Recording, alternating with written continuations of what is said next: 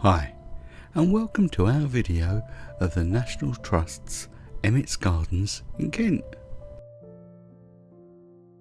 Once again we're in the southeast of England, in our corner of the world, not too far from the wonderful town of Westerham and Winston Churchill's former country home of Chartwell, also managed by the National Trust. At the end there'll be a link to those two videos, plus our Westerham road trip, where we take a sneak peek at Emmetts Garden. In this video we'll start and end at the ticket office and shop, before heading to the Discovery Cabin, onto the Rock Garden, Rose Garden, past the Wildflower Meadow, through the South Gardens to the Old Stables Tearoom, and make our way back via the North Garden, all the time filling you with some of the history of Emmetts Gardens. So without further ado, let's get started. And I'm borrowing a clip from that road trip as we arrive. In the description I'll add the what 3 words location, as well as all the other important information you'll need. As I mentioned, we'll start at the ticket office and shop before passing through and taking the walk up to the Discovery Cabin. As with many National Trust sites, there's a great picnic area. Why not stop in Westerham beforehand and create your own from the town's delis? As we approach the Discovery Cabin, a little explanation. There was never an Emmet who owned this garden. It gets its names after the giant ant hills that covered the estate in the 20th century, and Emmet is the Old English for ant. In fact, before the 1860s this was all farmland. The land was purchased and the Emmetts estate created. But our story begins in 1890, when Frederick Lubbock, a wealthy banker and amateur naturalist, bought the house and set about creating the gardens. Inside the Discovery Cabin are some reproduction photos and a lot of the story I'm relaying to you. In fact, this and the Old Stables Cafe are the only places you'll visit. Emmett's house is private and not part of the National Trust property. The next area off to visit is the Rock Garden, and that's of particular interest to us.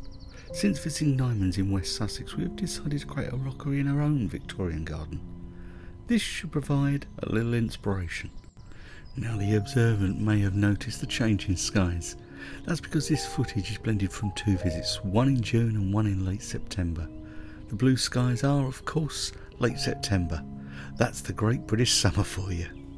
The rocks you see are local Kentish ragstone, but the plants around here are much more exotic, or would have been at the turn of the 20th century. It's now I should mention the next owner of Emmets after Frederick's passing in 1927, the American Charles Boise. He was a geologist and bought Emmets for its gardens, and the reason I introduce him now is that he extended the Rock Garden. And with its mature planting, it's a beautiful place to stroll through and admire the work the National Trust put into maintaining these gems. If you're enjoying our work, don't forget to give us a like, it really helps. And if you like our style of videos, why not subscribe and hit that notification bell? There'll be plenty more to come from us, more National Trust gardens, as we work our way through their book, unsurprisingly called Gardens of the National Trust. There's an Amazon UK link in the corner, as well as in the description, if you want to check it out. If you order, we earn a small commission, but that doesn't cost you any more. And of course it covers Emmetts Garden. As we finish up in the Rock Garden, I think it's worth mentioning those who supported and assisted Frederick and Charles in their ambitions. The first will be William Robinson, a notable garden writer at the time, and he and Frederick became friends. They steered Emmets away from the fashionable Victorian order style to a more naturalistic look, however incorporating plants from around the world. As we look out over the North Downs across the Kentish Weald, on our way to the Wildflower Meadow, we see a landscape that changed forever on that fateful night of the 15th and 16th of October 1987.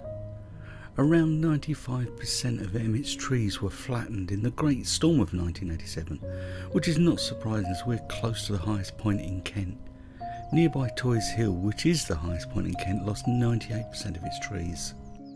Now, as we dive into the Wildflower Meadow, we get a fantastic display of powder blue cornflowers swaying in the breeze. Actually, when I say dive into the Wildflower Meadow, you actually need to stay to the footpaths mown in the landscape. So as we move away from the wonderful Wildflower Meadow, and I told you Frederick and William's planting is naturalistic, we head towards the rose garden, and to prove me wrong, we discover the formal Italianate layout. This is the only formal garden at Emmets, and that on the hill is Emmett's house. A quick Google search will reveal how much a 3-bedroom flat inside the house will cost you. I call 1 million sterling. Anyway, back to the rose garden, and it's stunning. The scent from the roses is wonderful, but I guess you need to take my word for that. The best time to visit is in summer, when the roses are in full bloom. If you want to know what it's like in autumn, here you go.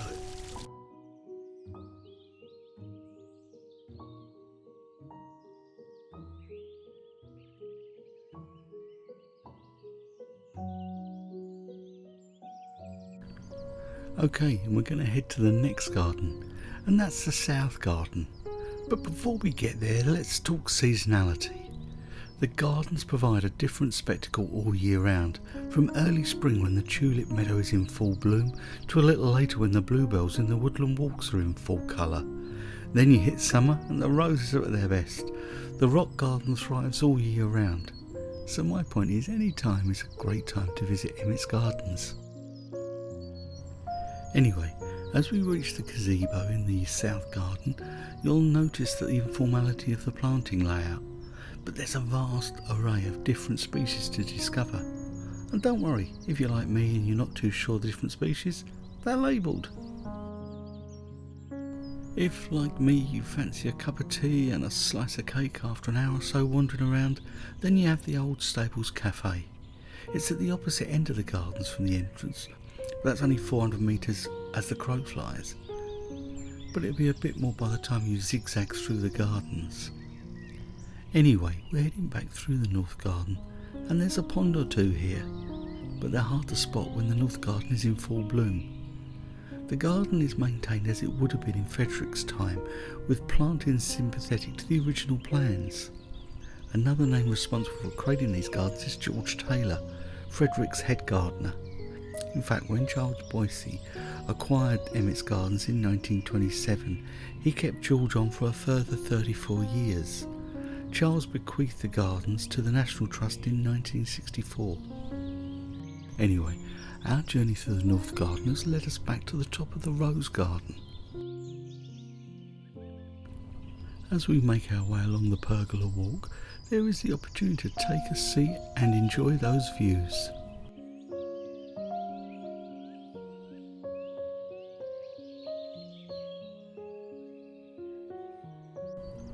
It's now only a relatively short walk back to the shop and exit. It's worth looking at the plants available because in our experience they're always good specimens and the prices are pretty decent. Anyway, at this point it's time to say until next time. Thanks so much for watching, stay safe, stay well and happy travels.